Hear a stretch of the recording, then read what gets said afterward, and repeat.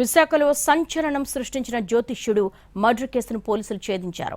జ్యోతిష్యుడు ఒక మహిళతో అసభ్యకరంగా ప్రవర్తించడమే హత్య కారణమని ప్రాథమిక విచారణలో తేల్చారు.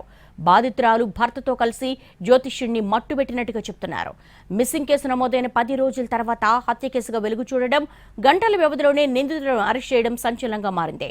నిందితులను పట్టుకోవడంలో కాల్ డేటా, సీసీటీవీ ఫుటేజీలు చాలా కీలకంగా మారాయి. ఆనందపురం పోలీస్ స్టేషన్ పరిధిలో జరిగిన జ్యోతిష్యుడు మర్డర్ కేసుకు సంబంధించి మరింత సమాచారం మా ప్రతినిధి చిరంజీవి అందిస్తారు. జ్యోతిష్యుడి మృతి కేసు ప్రస్తుతం మిస్టరీ వీడింది. అయితే దీని వెనుక కొన్ని అనుమానాలు కూడా ఉన్నాయి. ఈ నేపథ్యంలోనే మిస్సింగ్ కేసు కాస్త మృతి కేసుగా మారింది. పోలీసులు ఈ కేసుని ఏ విధంగా ఛేదించారనేది ప్రస్తుతం మనతో మాట్లాడడానికి ఆనందపురం భీమిలి సిఐలు ఉన్నారు. వాళ్ళతో మాట్లాడే ప్రయత్నం చేద్దాం. సార్ నమస్తే సార్. అసలు ఈ కేసు సంబంధించి మన దగ్గర ఉన్నటువంటి ఎవిడెన్స్ ఏ విధంగా కండక్ట్ చేశాం, అసలు మొదట ఈ కేసుని ఎలా గుర్తించడం జరిగింది, ఏ విధంగా ట్రేస్ చేయడం జరిగింది? ఈ నెల 10వ తారీఖున పెందుర్తి పోలీస్ స్టేషన్ లిమిట్స్లో ఉంటున్న దుర్గాప్రసాద్ అని ఒక అబ్బాయి మా పోలీస్ స్టేషన్కి రావడం జరిగింది.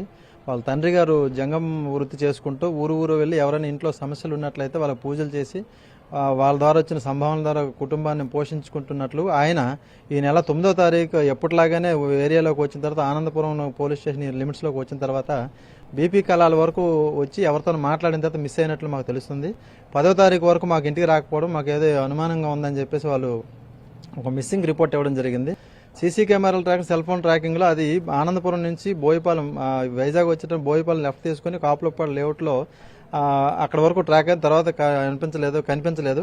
వెంటనే మేము బృందాలుగా మారాము. కుటుంబ సభ్యుల హెల్ప్ కూడా తీసుకున్న తర్వాత కంప్లీట్గా ఉన్న లేఅవుట్స్ ఆ ఏలోను అన్ని కూడా పూర్తిగా సెర్చ్ చేయడం జరిగింది. ఇందులో కొన్ని అనుమానాలు వ్యక్తం అవుతున్నాయి. వృత్తిపరంగా అతను జ్యోతిష్యుడిగా చెప్తున్నారు అంటే ఏవైనా నరబాలు కానీ క్షుద్ర పూజలు కానీ ఆ కోణంలో ఏమైనా దర్యాప్తు చేయడం జరిగిందా? ఎందుకంటే ఒక బాడీ పార్ట్స్ అన్ని కూడా ఒక్కొక్క దగ్గర ఉన్నాయి. ఆ కోణంలో ఏమైనా దర్యాప్తు చేయడం జరిగింది? మేము కేసు రిజిస్ట్రేషన్ తర్వాత పూర్తిగా ఎంక్వైరీ చేసామండి. చేసిన తర్వాత ఇక్కడ ఏదైతే మర్డర్కి మోటివ్ అనేది వాళ్ళ మిస్సెస్ని ఏదైతే చంపారన్నామో వాళ్ళ మిస్సెస్ని సెక్సువల్ అసాల్ట్ చేయడం వల్ల చేసిందనేది మాకు ఇప్పటివరకు తెలుస్తుంది. దాని మీద కూడా మేము దర్యాప్తు అయినా ఇంకా దీన్ని కంటిన్యూ చేస్తాం. ఫర్దర్గా ఏమైనా వచ్చినట్లయితే ఖచ్చితంగా ముందు తీసుకొస్తాం. ఇప్పటి వరకు అయితే మాత్రం మోటివ్ ఇప్పుడు మేము చెప్పింది ఎస్టాబ్లిష్ అయ్యింది. ఫర్దర్గా కూడా ఎంక్వైరీ చేస్తాం. సార్, ఈ ఘటనలోనే అతను ఎవరైతే చంపేశారంటున్నారో అతని చేతికి కూడా గాయమైంది. కేజీహెచ్లో కూడా ట్రీట్మెంట్ తీసుకుని చెప్పాను. సాధారణంగా చేతికి ఏమైనా గాయమైనా అక్కడ ఎమ్మెల్సీ అనేది చేస్తారు. ఆ కోణంలో వాళ్ళు ఏమైనా ఇన్ఫర్మేషన్ ఇచ్చారండి మనకి? యాక్చువల్గా ఈ ఎవరైతే ఈ ముద్దాయి ఉన్నాడో మృతుని చంపిన రోజే చంపుతున్నప్పుడే అతనికి ఏంటంటే అది బటన్ నైఫ్.